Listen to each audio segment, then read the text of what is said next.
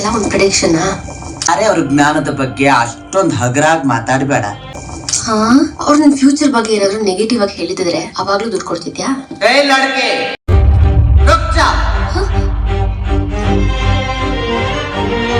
ನಿನ್ನ ಅನುಭವಕ್ ಬಂದಿಲ್ಲ ಅಂದ್ರ ಅದು ಸುಳ್ಳಂತೇನ ಅರ್ಥ ಅಲ್ಲ.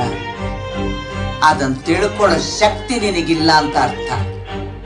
ನಾ ಪ್ರಿಡಿಕ್ಟ್ ಮಾಡದ್ನಿ ಅಂದ್ರ ಅದು 100% ಖರೇನ. ಅದಕ್ಕೇನ್ ಸಾಕ್ಷಿ? ಜೀವನ ಸಾಕ್ಷಿ ಮೇಲೆ ನಿಂತಿಲ್ಲ ಹುಡುಗಿ, ನಂಬಿಕೆ ಮೇಲೆ ನಿಂತೈತಿ. ಆದ್ರೆ ನಾನ್ ನಂಬುದು ಸಾಕ್ಷಿ ಸಮೇತ ನಿರೂಪಿಸೋ ಸೈನ್ಸ್ ನ ಮಾತ್ರ. ನಿನ್ ಸೈನ್ಸ್ಗೆ ಬೆಳಕಿನ ವೇಗ ಎಷ್ಟಂತ ಗೊತ್ತದ, ಕತ್ಲು ವೇಗ ಎಷ್ಟಂತ ಗೊತ್ತೈತೇನ? ನಾ ಹೇಳದಕ್ಕ ಅದ್ಭುತ ನಡೆಯಕತ್ತಿಲ್ಲ, ಸೃಷ್ಟಿಯೊಳಗ ಅದ್ಭುತ ಇರೋದಕ್ಕ ನಾ ಹೇಳಕತ್ತೀನಿ. Everything is ಪ್ರಿಡಿಸ್ಟೈನ್ಡ್.